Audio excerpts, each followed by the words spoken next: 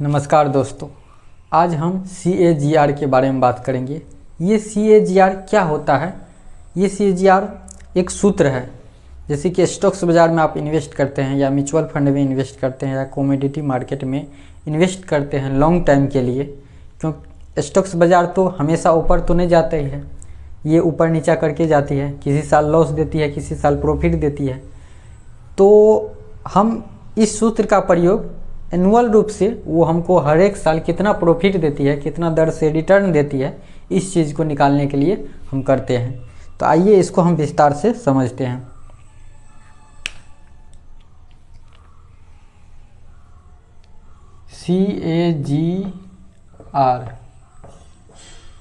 CAGR का मतलब क्या होता है? CAGR का मतलब होता है कंपाउंड, ए से एनुअल,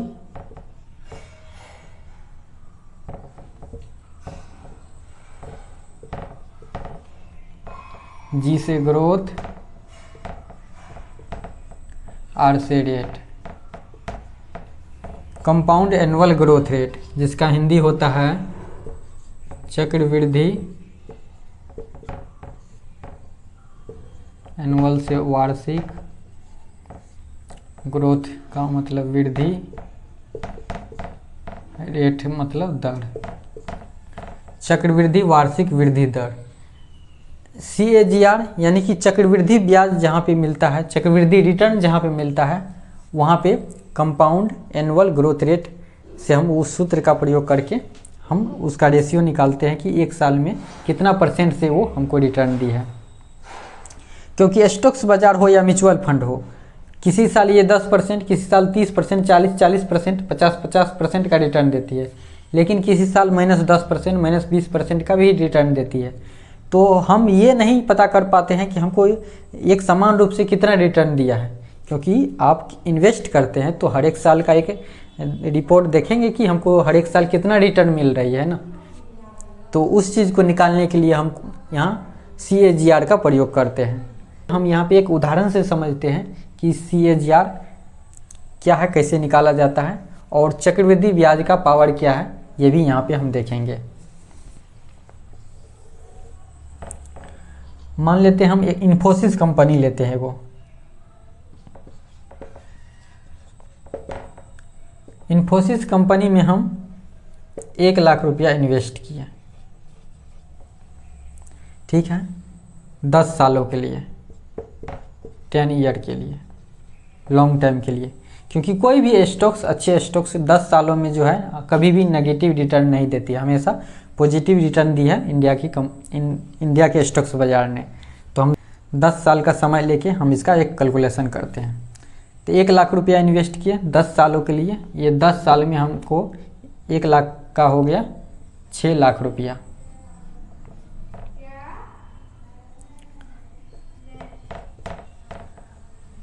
इन्फोसिस एक ITI कंपनी है, तो यहाँ रिटर्न भी 1 लाख रुपये का 10 साल में 6 लाख रुपया हुआ है। तो आइए हम देखते हैं कि एक साल यानी कि हर एक साल ये हमको कितना रिटर्न दी है।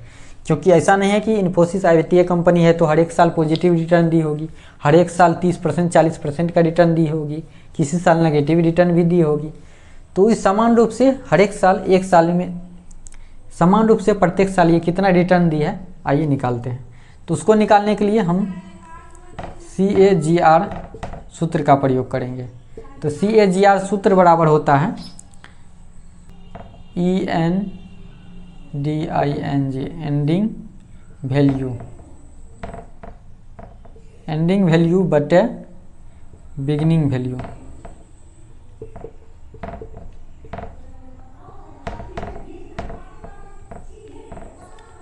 बटे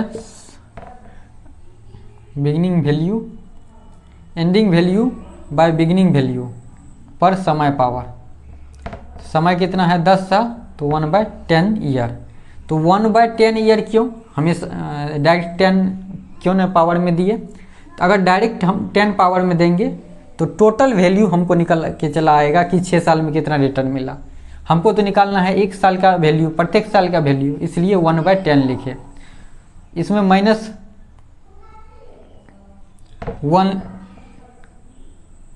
करेंगे -1। अब -1 क्यों? -1 इसलिए क्योंकि 1 लाख जो हम इन्वेस्ट किए हैं, मूल्य जो इन्वेस्ट किए हैं, वो रुपया हमको यहाँ पे घट के मिलेगा। अगर हम यहाँ पे -1 इन्वेस्ट नहीं करते तो मेरा जो है टोटल, इनको जो राशि हम इन्वेस्ट किए हैं वो भी जोड़ के हमको मिलेगा। इसलिए हमको केवल तो हमको रिटर्न निकालना है कि रिटर्न कितना मिला है 10 साल में। इसलिए रिटर्न को निकालने के लिए हम यहाँ पे -1 करते हैं, ताकि मेरा जो है ये मूलधन जो है वो घट जाए। तो मूलधन घटाने के लिए, बेस घटाने के लिए 1 को माइनस कर दिए। अब हर एक साल हमको कितना % से रिटर्न मिला है, तो परसेंटेज निकालने के लिए गुना हम 100 करेंगे।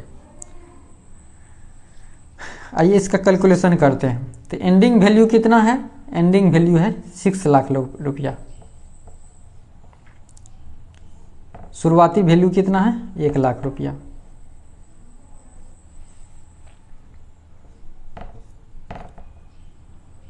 पावर 1/10 -1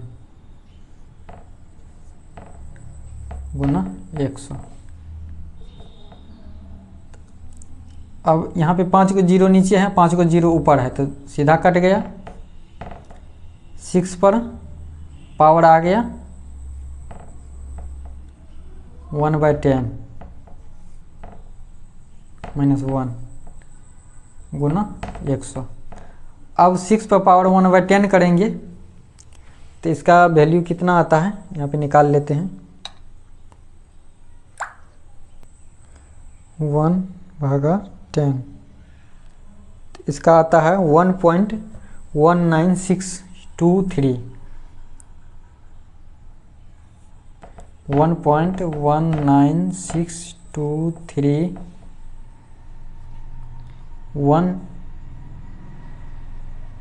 5 लाख तक पुर गया, दशमलव के बाद छोड़ दीजिए। अब इसको -1 करेंगे गुना 100। तो -1 करने पे आएगा 0.19623 गुना 100। परसेंटेज में निकालना है, तो परसेंटेज में निकालने के लिए अब 100 से गुना करेंगे तो ये 0.2 अंक आगे आ जाएगा, तो 19.623 ये परसेंटेज हो गया। तो यहाँ पे सीधा 19.62%, यानी कि 19.5% का एक औसत रिटर्न मिला हमको। हर एक साल ये 19.5% के दर से बढ़ के 10 साल में 1 लाख रुपया 6 लाख रुपया हो गया है।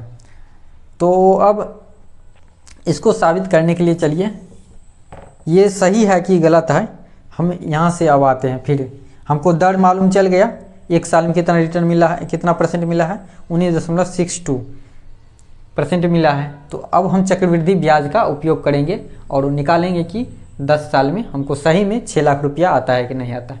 चलिए देखते हैं। तो चक्रवृद्धि ब्याज बराबर क्या होता है? सूत्र, चक्रवृद्धि ब्याज बराबर होता है मूलधन गुना 2/4 मूलधन कॉस्ट 1 प्लस दर बटे 100। तो दर कितना है? 19.623 बाय 100 पर समय पावर 1 लाख। तो इसको कैलकुलेशन करेंगे तो आ जाएगा 119.623 बाय 100 पर समय पावर 1 लाख। अब इसको 2 गो 0 नीचा में है, 100 है, तो 0.2 अंक के बाद इधर आ जाएगा, तो 1.19623 पर 10 पावर। अब इसको 10 पावर करते हैं, 19623 पावर 10, तो आया 5.999993। 1 लाख गुना 5.9999939, 1 लाख तक ही लेते हैं, 3 लिए। तो अब इसको मल्टीप्लाई करेंगे तो कितना जीरो है, 1 2 3 4 5 को जीरो है, तो 5 को ये दशमलव आ जाएगा, हट जाएगा, 1 2 3 4 5, तो ये दशमलव हट जाएगा। तो इसका कैलकुलेशन हो गया 5,999,93, यानी 5,99,993 रुपया। ये 7 रुपया कैसे कहाँ चला गया, तो 7 रुपया आप देखेंगे तो इसका एक्चुअल जब रेशियो निकाले थे तो इसके आगे में भी थोड़ा अंक था, 1 2 था, ऐसे कुछ करके, तो वो अंक हम यहाँ पे नहीं लिखे। अगर वो अंक भी लिख देते यहाँ पे तो एक्यूरेट हमको 6 लाख रुपया यहाँ पे आ जाता। तो हमने ये चीज़ को प्रूफ किया यहाँ पे चक्रवृद्धि ब्याज निकाल के कि सही में इतना आता है कि नहीं।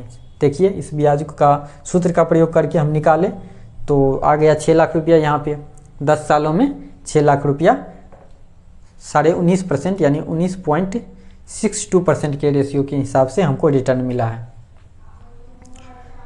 तो अब जो है आप किसी भी स्टॉक्स में इन्वेस्ट कर रहे हैं तो किसी भी स्टॉक्स का आप आसानी से CAGR निकाल के आप उसका परसेंटेज निकाल सकते हैं कि ये 10 साल में कितना रिटर्न दिए, कितना परसेंट से रिटर्न दिया है। तो जैसे कि आप किसी भी स्टॉक्स में इन्वेस्ट किए हैं, चाहे वो म्यूचुअल फंड हो, चाहे किसी भी कंपनी, इन्फोसिस आइडिया कंपनी हो, रिलायंस हो, टाटा ग्रुप के कोई भी कंपनी हो, तो इस तरह की कोई भी कंपनी हो, अगर इन्वेस्ट किए हैं तो आप 4 साल हुआ है या 3 साल हुआ है या 5 साल हुआ है तो आप उसका CAGR आसानी से निकाल सकते हैं। कैसे? क्योंकि आप जितना रुपया इन्वेस्ट किए हैं वो तो आपको वहाँ पे दिखाएगा, और अभी प्रेजेंट टाइम में कितना रुपया उनमें पोर्टफोलियो में है वो दोनों चीज़ आ गया, यानी कि आपका बिगिनिंग वैल्यू भी मिल जाएगा और एंडिंग वैल्यू भी मिल जाएगा। ये दोनों वैल्यू मिल गया, आप CAGR का सूत्र का प्रयोग करके उसका परसेंटेज निकाल सकते हैं कि 1 साल में कितना परसेंट का रिटर्न दिया है। तो दोस्तों अगर ये इन्फॉर्मेशन आपको अच्छी लगती है तो हमारे चैनल को लाइक कीजिए, सब्सक्राइब कीजिए और कमेंट करके बताइए कि यह नेक्स्ट वीडियो हम किस चीज़ पे बनाएं कि आपको वो चीज़ जानकारी मिले जो आप जानना चाहते हैं। तो आप कमेंट करेंगे तो हमको पता चलेगा और उस चीज़ पे हम अच्छे से जानकारी के साथ वीडियो साझा करेंगे। तब तक के लिए मिलते हैं नेक्स्ट वीडियो में। बहुत बहुत धन्यवाद।